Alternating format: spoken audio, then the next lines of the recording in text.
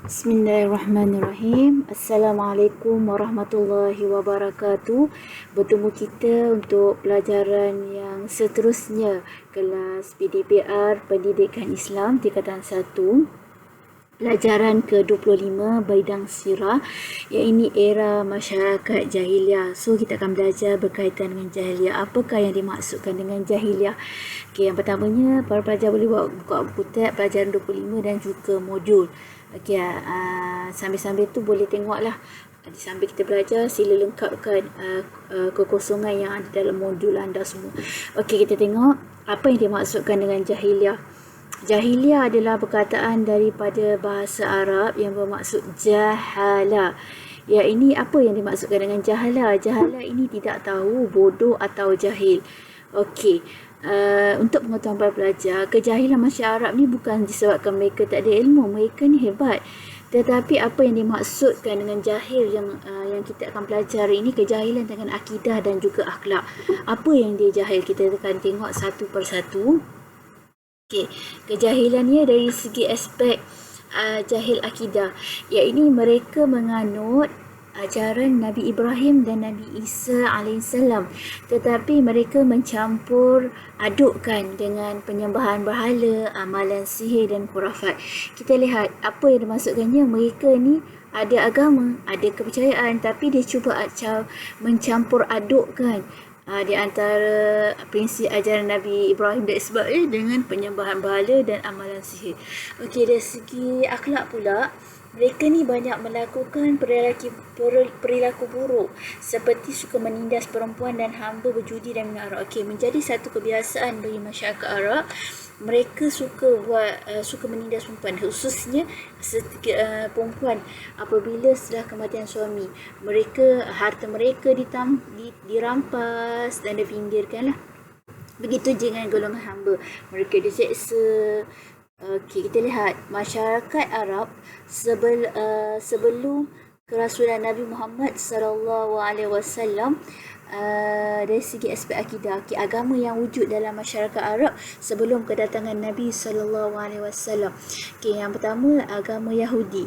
Agama Yahudi adalah agama samawi yang diubah suai daripada ajaran Nabi Musa alaihissalam mengikut keinginan para penganutnya. Mereka banyak memfitnah para nabi dan menolak ajaran Nabi Muhammad sallallahu alaihi wasallam. Mereka datang dari Palestin ke negara Arab. Okey, sebab kita lihatlah, Yahudi ni dia agama Samawi, yang agama Musa, tapi dia cuba ditahrifkan atau diselewengkan. Kita sebenarnya agama Nasrani atau kita tengok ini Nasrani, agama Samawi yang diubah daripada ajaran Nabi Isa alaihissalam mengikut keinginan penganutnya. Mereka mempercayai Nabi Isa sebagai anak Tuhan, kerana kita tahu sejarah kelahiran Nabi Isa tanpa bapa, yang mana Maryam ni adalah seorang perempuan yang ditempatkan dalam mihrab tempat ibadat. Akhirnya dia beribadat, Allah bagi dia mula-mula Allah bagi dia makanan daripada syurga. Kemudian Allah beri satu kabar yang bahasanya dia akan diberikan seorang anak. Lepas tu dia kata, walam yamsasni bashar, ya Allah, aku ni sedang aku tidak disentuh oleh mana-mana lelaki. Itu adalah cerita dia lah, boleh tengok. Jadi diorang menganggap Isa ni sebagai anak Tuhan. Agama Nasrani ni dia berasal daripada Hafsyah dan juga Rom. Abraha adalah raja Nasrani yang membina tempat ibadat di Yaman untuk menyaingi kefemasan atau kegelimaan Kaabah di Mekah. Namun gagal dengan pertolongan Allah. Kisah ini telah dipaparkan dalam surah Al-Fil, tentera Ababil, yang mana kita lihat, alam tara kaifa fa'ala rabbuka bi ashabil fil. Tidakkah kamu Allah cerita tentang tentera bergajah yang datang untuk memusnahkan Kaabah, tapi akhirnya Allah musnahkan mereka dengan mendatangkan burung ababil yang membawa batu-batu daripada neraka. Akhirnya mereka menjadi sebagai seolah-olah daun yang telah dimakan ulat. Okey, seterusnya, agama Majusi. Apa yang dimaksudkan agama Majusi? Agama Majusi adalah kepercayaan yang dianuti oleh golongan penyembah api. Yang mana pada malam kelahiran Rasulullah, api yang disembah oleh penganut Majusi di Parsi telah terpadam. Api tersebut tidak pernah terpadam selama 1000 tahun sebelum kelahiran Nabi. Nak tunggu dan kebesaran Nabi, kedatangannya seorang Nabi. Okey, seterusnya animisme, yang ini kepercayaan bahawa setiap benda mempunyai roh dan semangat. Oleh itu, penganut percayaan ini menyembah alam seperti matahari, bintang dan pokok. Dia tengoklah apa yang ada, dia rasa besar, kagum, dia sembah. Okey, seterusnya agama Hanif. Apa yang dimaksudkan agama Hanif? Pada mulanya majoriti masyarakat Arab beragama Hanif. Yang ini agama Hanif ialah agama yang dibawa oleh Nabi Ibrahim dan Nabi Ismail AS. Agama ini agama samawi, yang mana Allah turunkan wahyu dan sebagainya lah. Sama seperti agama Islam. Buktinya dapat dilihat pada ciri-ciri kepercayaan agama Hanif. Yang pertama, percaya pada Allah, Tuhan yang satu, percaya pada hari kebangkitan, percaya pada dosa dan pahala. Ajaran agama Hanif yang diteruskan amalannya dalam syariat Islam seperti ibadah korban, ibadah haji dan juga umrah. Kita lihat dulu orang dah buat dah korban. Kita tengok kisah Nabi Ibrahim dan Ismail yang mana Allah perintahkan mereka untuk buat ibadah korban kan, tapi Allah gantikan dengan buat. Kita boleh tengoklah dengan kambing lah, sebab setiap kita Nabi pun dia ada dugaan dia dan juga dia punya ujian lah. Okey, agama penyembah berhala diperkenalkan pula oleh Amr bin Amir bin Luhai, pemimpin Khuza'ah, yang mana dia menemukan ajaran ini di negeri Syam. Apa itu negeri Syam? Kalau nak tahu, negeri Syam saat ini adalah, bumi Syam adalah terdiri daripada 4 negeri. Negara Palestin, Lebanon, Jordan, Mesir lah.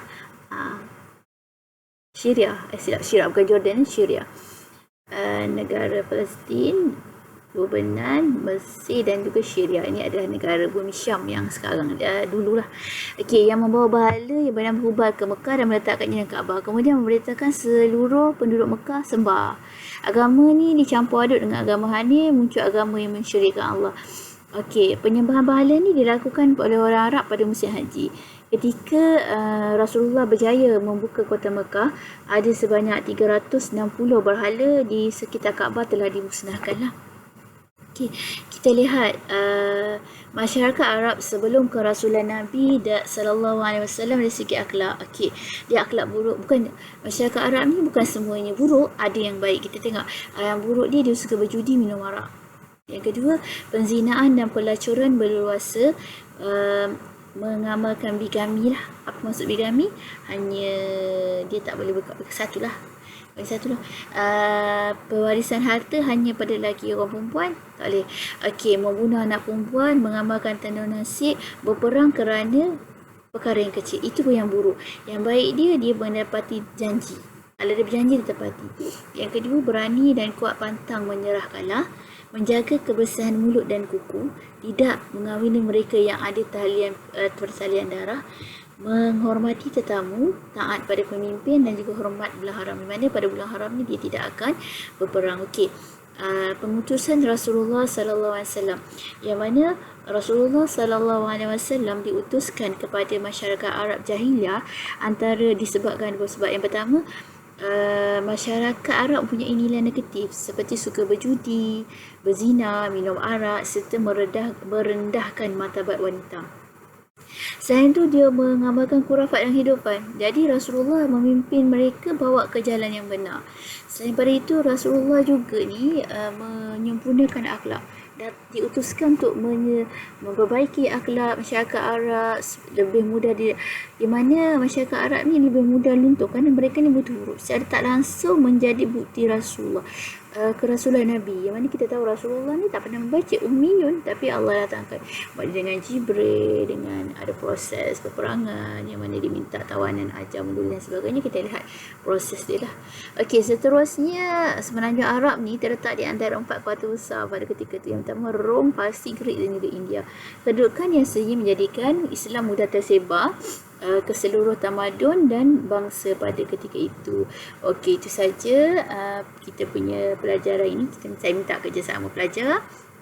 Kali ni saya tak bagi kerja banyak, tapi berdasarkan daripada nota yang saya jelaskan ni, sila lengkapkan kekosongan yang ada dalam modul dan sila snapkan secara personal hantar pada saya. Sekian, kita akan bertemu pada sesi pembelajaran yang seterusnya.